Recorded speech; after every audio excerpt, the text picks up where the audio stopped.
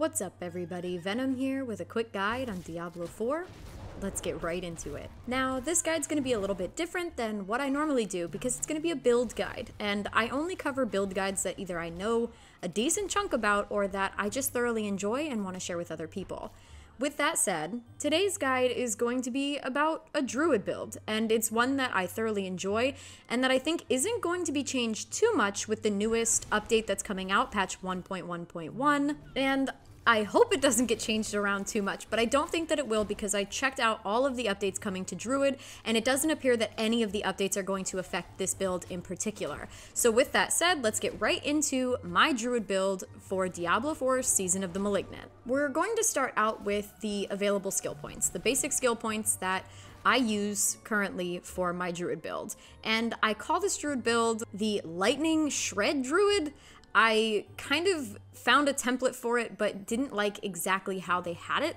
So I changed it up a little bit, and this is what we're dealing with. So I have 1 point into Storm Strike, 1 point into Enhanced Storm Strike, and 1 point into Fierce Storm Strike. Storm Strike is just mainly going to be used to build up spirit that you're going to use for your shred ability, which I will explain as we go forward, but Storm Strike is just a basis to be able to build spirit so that you can use your more powerful ability, which is going to be shred for this build. Now, I actually don't have points into Maul. It just so happens that some of the items that I'm wearing put 3 points into it automatically, so you do not have to do this. Do not worry about Maul in this build. It is just something that is automatically put in there for me due to the gear that I am wearing currently on my Druid. We're gonna move down to our core skills, and our core skill is going to be Shred. You're gonna wanna put 5 points into Shred, then you're gonna put 1 point into Enhanced Shred, and another one into Primal Shred.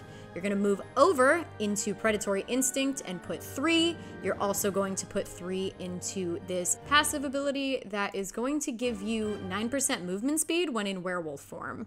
You're also going to want to go up to the top to Heart of the Wild, put 1 point in it so that you can unlock the others behind it, put 3 points into Wild Impulses, and 3 points into Abundance. Heart of the Wild is going to increase your spirit, and you don't need to add a lot of points to this. This is just mainly to get to Wild Impulses, as well as this Abundance. Wild Impulses is going to make it so that your core skills cost 9% more spirit, but will deal increased damage, and then Abundance is going to make your basic skills generate 18% more spirit once you have all of the points into it. Making the most out of your spirit, especially with this shred build, is extremely important because the last thing you want to do is completely run out and it be difficult to generate more spirit back, as well as using shred and not doing the max amount of damage that you can using your shred ability to ensure that every hit is worth the hit. Again, you're going to see that this has points in it. Pulverize, I do not put points in it. This is another piece of gear that gives it 3 points on its own, so you do not have to put points into Pulverize for this build. Next up, we're going to go down to the defensive skill tree, and you're going to see that I have Cyclone armor with only 2 points in it. That is on purpose. Cyclone armor is nice just to be able to push enemies away so that you have a little bit of a break in between fighting. But you're going to want to put 1 point into Enhanced Cyclone armor, and you're also going to want to put 1 point into Preserving Cyclone armor, and that's all you're going to do for Cyclone. You're going to leave it alone from there. Next, you're going to put 1 point into Blood Howl. You only need 1 point for it. And you're going to put 1 point into Enhanced Blood Howl, and then 1 point into Preserving Blood Howl. Blood Howl is nice for the sheer fact that it gives you health back. Honestly, it's a good oh snap button when you're in trouble and you might be out of potions, or if you don't want to waste your potions during a boss fight. Enhanced Blood Howl kills reduce the cooldown of Blood Howl by 1 second, so when you're fighting a pack of mobs and have Shred going, which is going to be your AoE ability, it's going to attack enemies around you, it's easier to kill them off and get a second of Blood Howl back. And then your Preserving Blood Howl is going to increase your attack speed by 15% for 4 seconds, which also ties right back into Shred, since Shred is way better with a good amount of attack speed under your belt. That's also what Enhanced Shred does. It gains 30% attack speed and heals for 2% of your maximum life if an enemy is struck with Shred. So, having a good amount of attack speed in this build is extremely nice, especially when you're getting it from 2 places. So definitely ignore this also. Again, we don't need Debilitating Roar. That is done by my gear. And we're going to move on to the Ancestral Fortitude, which increases your non-physical resistances by 5%. You're only going to put 1 point into that because it's mainly to get right here to Vigilance, where you gain 15% damage reduction for 6 seconds when using a defensive skill. We are going to skip over companion skills completely. I have one in there just because, again, gear, but this is not touched. We do not touch this companion skills tree. We move right down to Hurricane. Hurricane is awesome. It is one of my favorite abilities easily, just because it's an awesome AoE that does a decent amount of damage, and then you're going to put 1 point into Enhanced Hurricane, which is going to damage enemies and slow them, so it's a nice CC, and then Natural Hurricane, which has a 15% chance to make enemies vulnerable for 3 seconds. Vulnerability is also good to have, especially with this build, because of the amount of damage that your Shred is going to put out. You do not need to add any points to Trample. Again, sadly, this is just from item contribution, so you can skip this. But we're gonna move right over to Elemental Exposure.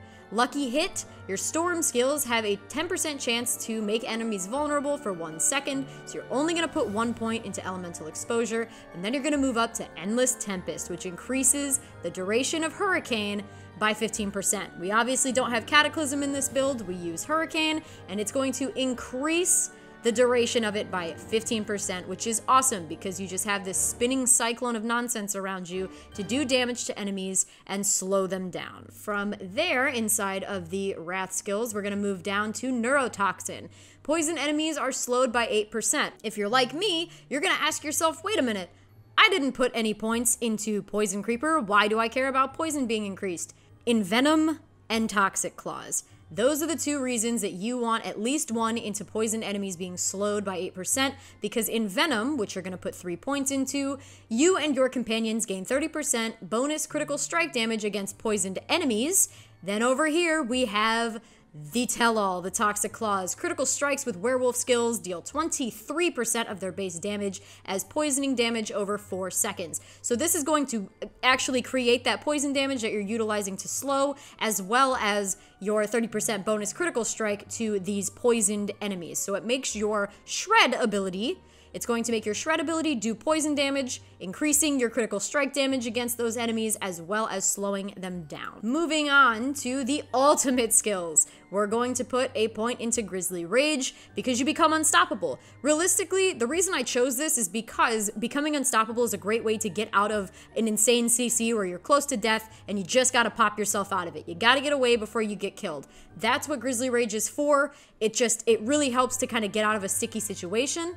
You're gonna put 1 point into Prime Grizzly Rage, which is gonna make you unstoppable for 6 seconds, and then you are going to use Supreme Grizzly Rage, which is going to gain 8% base life as Fortify per second while it's active. That's gonna give you Fortify so that you're not getting hit as ridiculously hard in case you get into that sticky situation that I mentioned earlier. Moving right along, we are still going to stay in the ultimate skills and put 1 point into Defensive Posture, which increases the amount of Fortify you gain from all sources, which again kind of ties hand in hand with the Supreme Grizzly Rage as well as Grizzly Rage, and then 1 point into Nature's Resolve. I put 1 point into Nature's Resolve just because I enjoy the fact that I get more Fortify when I get hit. And it's also going to give 4% base life on top of that. So I do like just having a little bit of extra boost with Nature's Resolve. Lastly, we have probably the most important, and that's going to be our key passive, and that is Lupine Ferocity. Every 6th werewolf skill hit critically strikes and deals 70% increased damage. This is awesome with Shred. It makes Shred absolutely annihilate enemies in front of you. I love this build. It really just, it made me feel so much more powerful as a druid.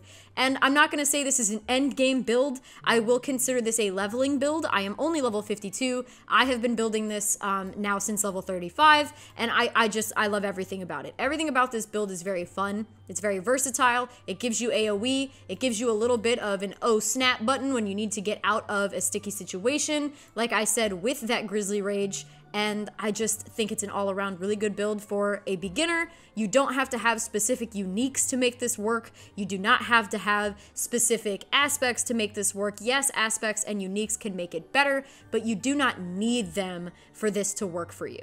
Next and lastly, we're going to discuss the spirit boons for this. Now, my first one, I have Wariness. You take 10% reduced damage from elites. That's because a lot of the enemies you're going to be fighting inside of dungeons are going to be elites. I just think that helps a little bit, give a little bit of a boost. And then Scythe Talons gain 5% increased critical strike chance. And then Swooping Attacks gain 10% attack speed. Now, when you unlock all of the different spirit boons, you will have the ability to bond with one of these spirits, and I chose the Eagle because I wanted the critical strike chance as well as the 10% attack speed that ties into my Shred ability.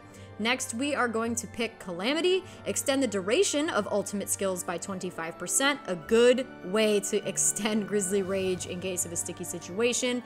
And then last but not least, Masochistic. And Masochistic says lucky hit critical strikes with shapeshifting skills have up to a 75% chance to heal you for 3% of your maximum life. Now, I like this because this is going to be a shapeshifting skill, right? We're going to shapeshift into a werewolf, and that's going to, yet again, give us a bit of health back in case we get ourselves into a nightmarish situation, which happens a lot more than you think.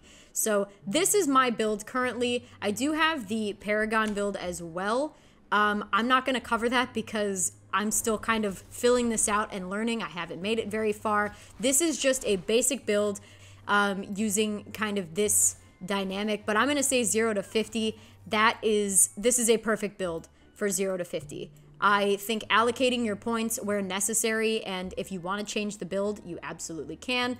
But this is what I use currently. It's what I believe is awesome for Druid. It makes me very happy, and I do an insane amount of AoE damage and feel unkillable while running through these dungeons to get my aspects. I am now on tier 3, so soloing dungeons on tier 3 at level 52 is pretty awesome to me. I think that's really cool that I can do that, and I blame this build because I know for a fact it's not my skill. I will never say that I am very good at this game.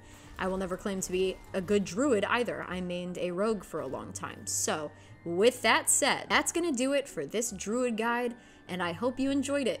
Again, not saying this is a set in stone build that's end game. This is just something to get you from 0 to 50, and you'll have a lot of fun playing it. I truly believe that you will. If you like the video, then like the video. And if you like my content in general, then please subscribe to my channel. It means the world to me. And I will see you in the next one. Bye!